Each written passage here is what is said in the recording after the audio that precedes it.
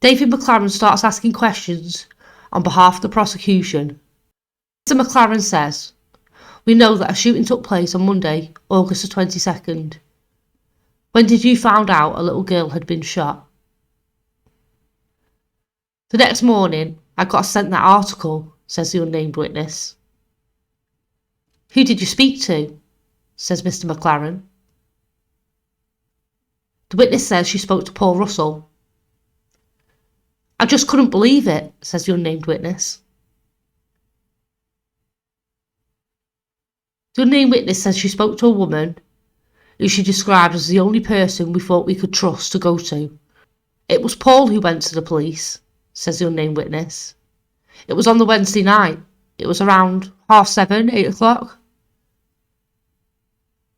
"Where did you go?" says Mr. McLaren. "That night I actually stayed in my dad's house as I was scared of staying at home. I was petrified," says the unnamed witness. "Where did you go after that?" says Mr. McLaren. The unnamed woman says she went for the day out with family members to act a bit normal. "We went straight home. I went to my dad's," said the unnamed witness. "Did you make your way down south?" says Mr. McLaren. "I think that was Thursday or Friday," says the unnamed witness. "Thursday was a blur to me." "When did you make your way back to Liverpool?" says Mr. McLaren. "I got a phone call off the neighbour on the Sunday lunchtime," says the unnamed witness. "Did that result in you coming back to Liverpool?" says Mr. McLaren. "I spoke to the police. We couldn't sleep on it, so we had to come back Sunday." She says she took the train back to Liverpool. The witness starts crying and recalls being arrested on the train. "That's when my world had come crumbling down. We got about 12-15 police officers swooping on the train," says the unnamed witness. She confirms she was arrested on the train and transported to Liverpool. The unnamed woman says she refused legal representation under interview on suspicion of assisting an offender. The unnamed witness says, "I'm a victim here. I truly believe I didn't need one." The unnamed woman said she became afraid about it becoming known she had been arrested. The unknown witness said, "I couldn't hold myself in custody. I was scared in case someone was to see me. Every day I hide. I hear a fast car and I hide." Mr. McLaren said that the unnamed witness didn't mention Mr. Cashman at all in her first interview. The unnamed witness agrees and says she was petrified.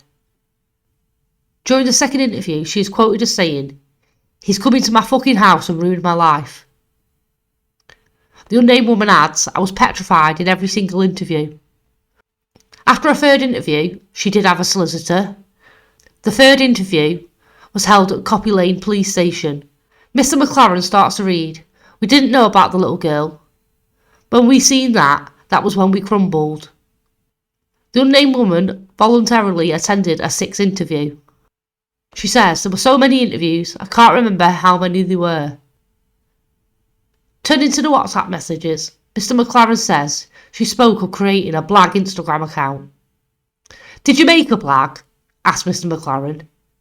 "No, I never," said the unnamed witness. "What does blag mean?" says Mr. McLaren. "Fake, pretend, whatever," says the unnamed witness. Mr. McLaren then refers to another message in which she states she felt different. The unnamed witness says, "My body, I'm very sensitive.